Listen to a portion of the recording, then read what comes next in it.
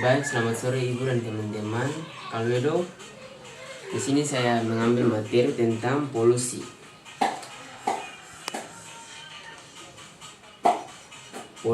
Polusi yang bicara tentang polusi adalah pencemaran atau kerusakan lingkungan yang disebabkan oleh masuknya zat atau energi ke dalam lingkungan hidup yang mengakibatkan dampak negatif bagi kesehatan manusia, hewan, dan tumbuhan.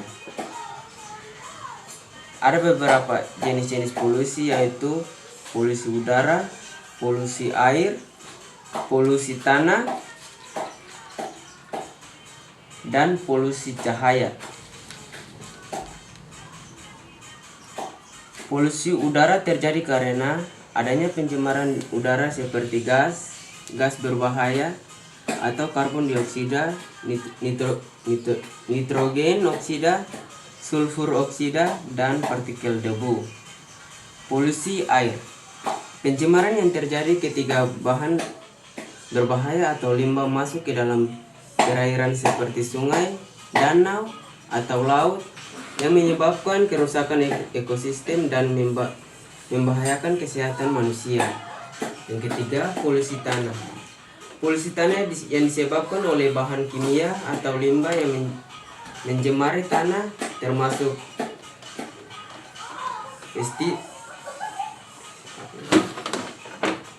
pestisida dan logam berat. Yang keempat, polusi suara. Polusi suara yang berlebihan dan mengganggu seringkali berasal dari kendaraan, industri, aktivitas manusia lainnya. Yang kelima, polusi cahaya.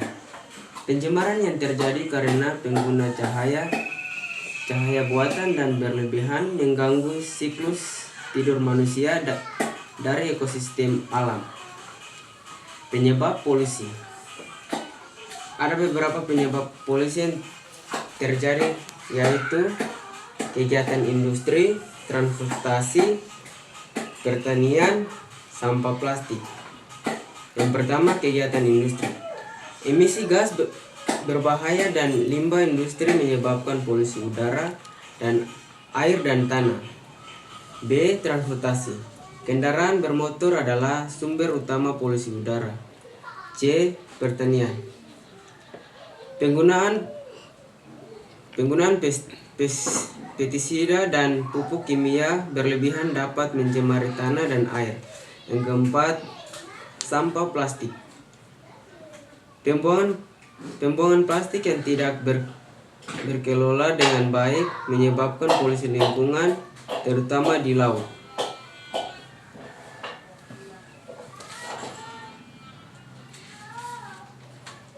Dampak polusi. Ada beberapa dampak polusi, yaitu kesehatan manusia, kehidupan liar, perubahan iklim, dan ekosistem. Yang pertama, kesehatan manusia. Polusi dapat menyebabkan penyakit pernapasan, gangguan jantung, kanker, dan masalah kesehatan lainnya. Yang kedua, kehidupan liar. Polusi dapat menghancurkan habitat alam, menyebabkan kepunahan spesies, dan merusak ekosistem. Yang ketiga, perubahan iklim. Polusi udara, terutama emisi gas rumah kaca, berkontribusi pada perubahan iklim global. Yang keempat, kerusakan ekosistem.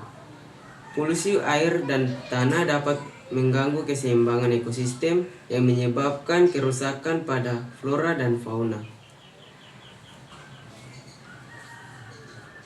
Yang kelima, mengatasi polusi.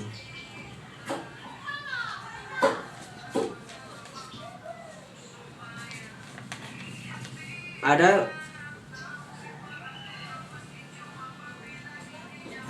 5 cara untuk mengatasi polusi. Yang pertama, A.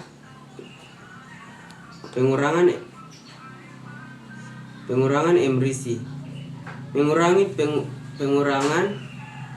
bakar fosil dan meraih ke energi terbukaan seperti energi matahari dan angin. B. Pengelolaan sampah. meningkatkan daur ulang, mengurangi pengelolaan plastik dan pengelolaan limbah serta lebih efisien. C. Kebijakan pemerintah. Penerapan undang-undang dan regulasi untuk mengontrol polusi dan memberikan insentif bagi perusahaan yang ramah lingkungan. D. Edukasi dari kesadaran.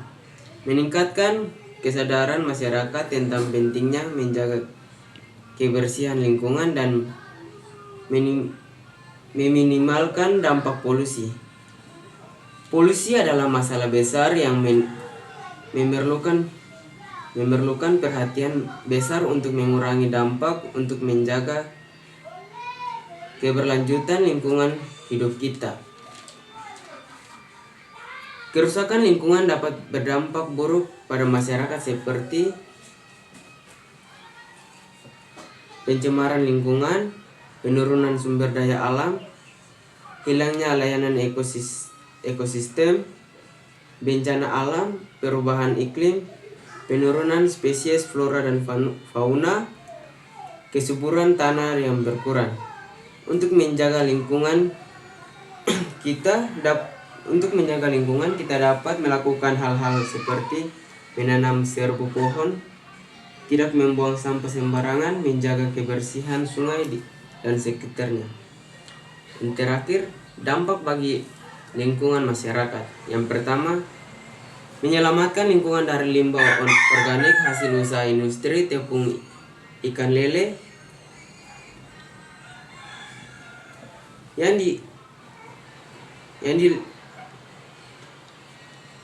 dililahkan sekitar lokasi industri.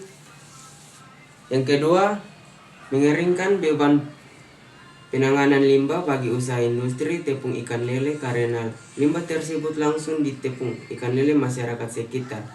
Yang ketiga, menciptakan lapangan kerja bagi masyarakat desa Mojosari dan sekitarnya melalui kegiatan baru berupa ekstraksi minyak ikan bagi sumber vitamin dan senyawa bioaktif lainnya.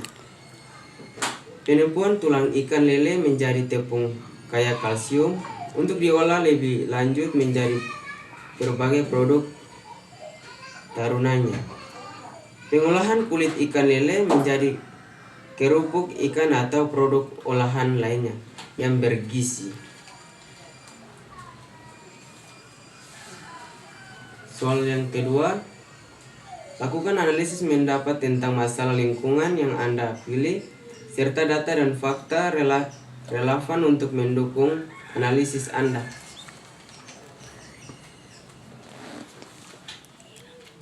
Jelaskan penyebab utama dari masalah tersebut dan konsekuensinya.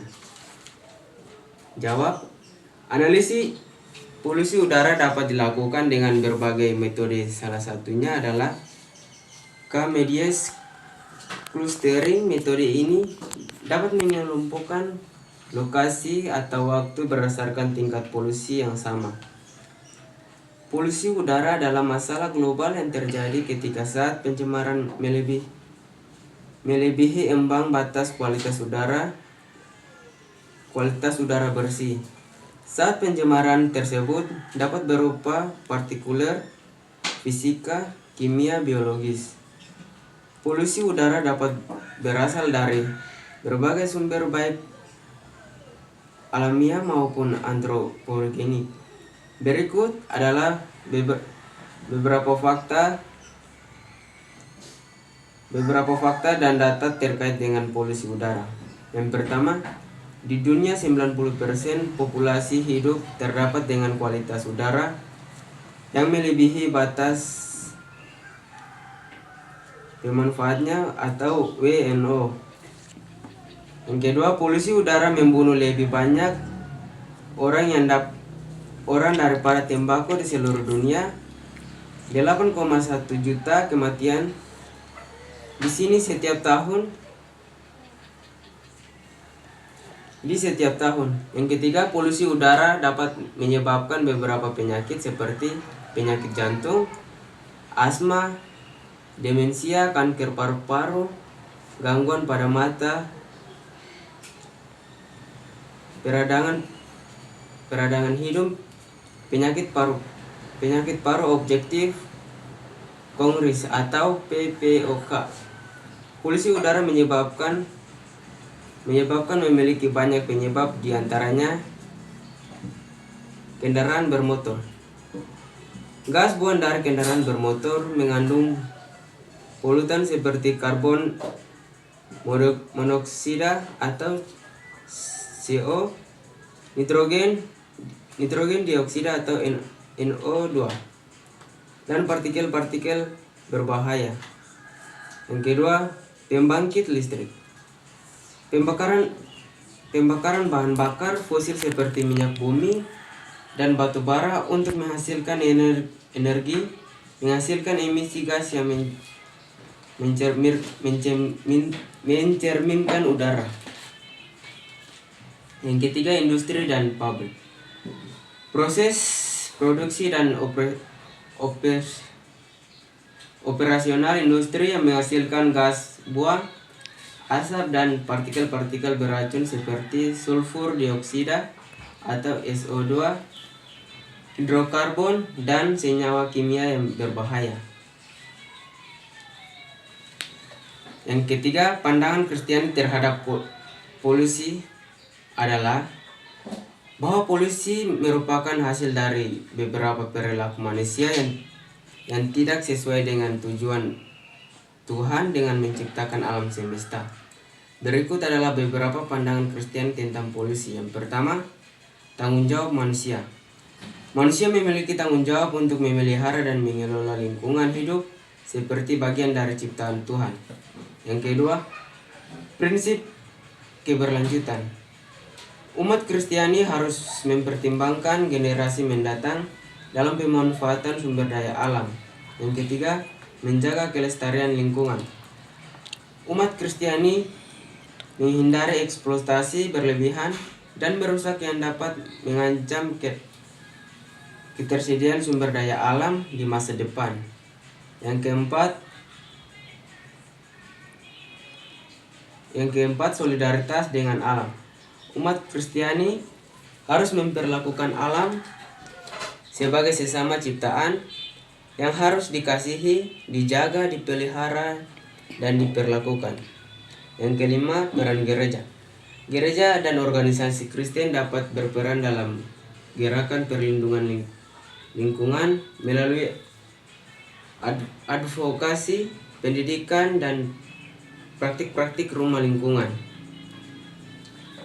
Beberapa dalam ayat Alkitab yang berkaitan dengan lingkungan hidup, diantaranya yang pertama, Kejadian pasal 2 ayat 15 yang menyatakan bahwa Tuhan Allah mengambil manusia itu dan menetapkan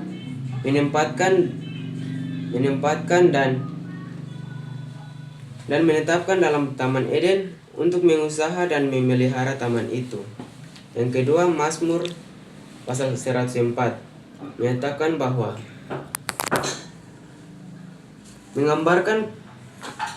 menggambarkan ketakjuban termasuk lingkungan hidup.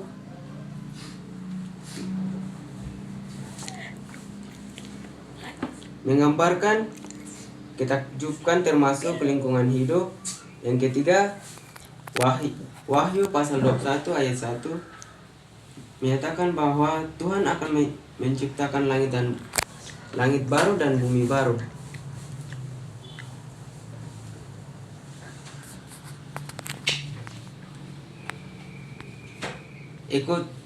Ekoteologi Kristen. Definisi dan ruang lingkup ekoteologis. Ekoteologi Kristen adalah cabang ekoteologis yang mengeksplorasi hubungan antara iman Kristen dan isu-isu lingkungan. Jawaban yang nomor 4. Ini mengajak umat Kristen untuk memelihara masalah lingkungan bukan hanya tantangan fisik, tetapi juga sebagai kesempatan untuk memperdalam iman mereka dengan cara yang berdampak positif bagi dunia. Prinsip-prinsip ekoteologis Kristen dan tanggung jawab lingkungan. Kasih terhadap ciptaan Tuhan adalah bagian integral dari iman Kristen yang mencerminkan pemahaman mendalam tentang hubungan antara manusia, alam, dan Sang Pencipta. Yang kedua, kasih terhadap ciptaan. Kasih terhadap ciptaan juga mencerminkan penghargaan kita terhadap kebesaran Tuhan yang tercermin dalam keindahan dan keberagaman alam. Dalam konteks ekoteologi Kristen, kasih terhadap ciptaan tidak hanya berarti melestarikan alam manusia, tetapi juga sebagai tindakan penyembahan dan ketaatan kepada Tuhan. Penelitian mengenai teologi penciptaan dan tanggung jawab terhadap lingkungan. Dalam konteks ekoteologi Kristen menggarisbawahi pentingnya integrasi prinsip teologis dan etika lingkungan. Sekian dan presentasi saya. Selamat sore Ibu dan teman-teman Kalwedo.